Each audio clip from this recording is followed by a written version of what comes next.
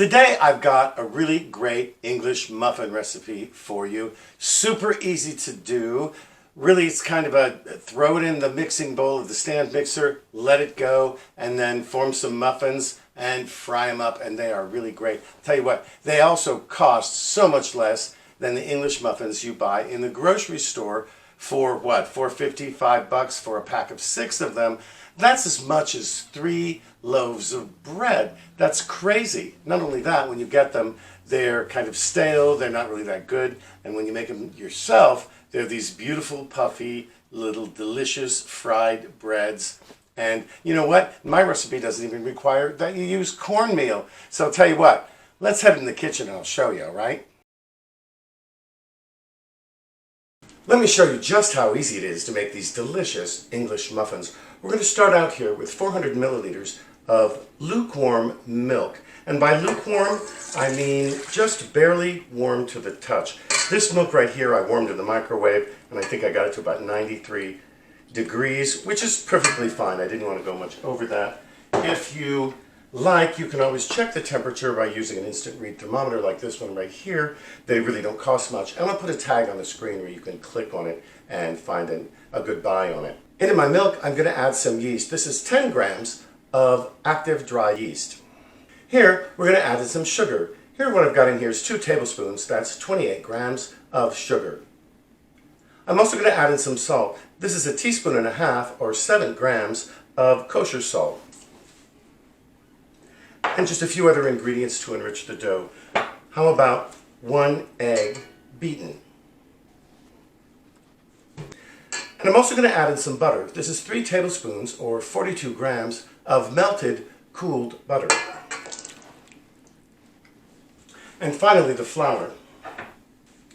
Here I've got 550 grams, that's about 4.5 cups of flour. You're going to want to weigh it. If you need a kitchen scale, I'll add a tag on the screen where you can find one that's inexpensive and maybe even a fancy one too.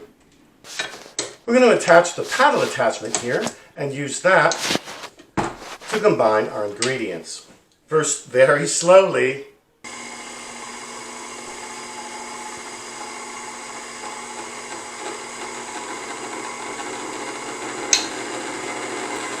And once we get everything kind of mixed together there, we're going to increase the speed and let it go for about 5 minutes. Is that a timer? Now, what you're going to notice here is that the dough is going to start to collect around the paddle after a couple of minutes. That's what you want. And right here, it's completely done. You can stop when this is almost exactly 5 minutes now, when it's collected completely around the paddle. As you can see, this is a really nice dough, but it's very sticky, it's very wet. We don't want to leave anything behind, so I'm going to get all of this off of here before I move on. There we go, I think that's pretty good right there. And next I'm just going to scrape the bowl down. Here I'm just going to scrape it down to gather it all together. And then I'm simply going to cover it with, this is a napkin, but it's nice and clean, a napkin or a kitchen towel, and I'm going to let this rise for about 90 minutes actually. 90 minutes later, let's have a look. A very beautiful dough here. What we're going to do is scrape it out onto the counter, onto a floured surface. The dough is going to deflate a little bit, as you can see, and it's sticky. Put a little flour on my hands. And here I just want to spread it out a little bit to make an even layer of about, I don't know, 1/2 inch, 3/4 of an inch. It's just going to make it easier to divide the dough. Here I'm going to divide the dough into 16 portions of 66 to 67 grams each. I'm going to weigh them so they're perfectly equal, but if you want to eyeball it, it's really not a problem. Now, what we're going to do here is we're going to divide the rest of it into equal portions until we have 16 total portions of 66 to 67 grams each. I'm going to weigh them so they're perfectly equal, but if you want to eyeball it, it's really not a problem. Now, what I like to do, once I've got my muffins in the shape I want and the size right there, I like to put them directly on the surface I'm going to cook them on, here on my grill, or here, for example, in a big skillet.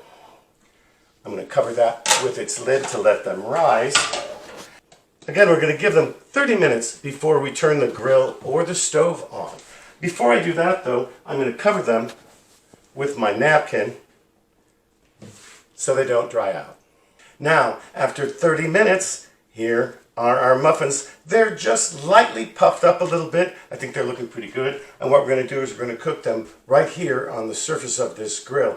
And we're also going to cook them on the stove top. I thought I'd do it both ways here just to show everyone, and just in case you don't have a grill.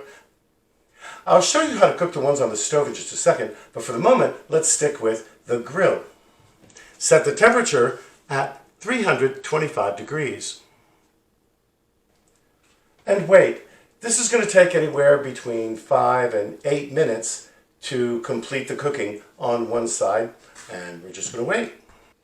Here, I've just turned these over after about 4 minutes. I think the temperature is actually a little high. I've turned it down to 300, and as you can see, they're easy to flip over. Aren't they beautiful? Look at how nice and thick they are, too. Gorgeous, right? So here, you're going to start with the first one. You can kind of smell it when they start to brown. And I'm just going to flip this first one over, and you can see it's brown, so I'm going to go ahead and just do the others. Now, before I take their internal temperature to see if they're done, I'm going to flip them one more time and just let them cook on the first side again for 2 or 3 minutes, and that really should about do it. It's been a couple of minutes now, and I want to check and see if they're done on the inside by checking the internal temperature, which should be at 200 degrees Fahrenheit. And we're just going to insert the thermometer like this.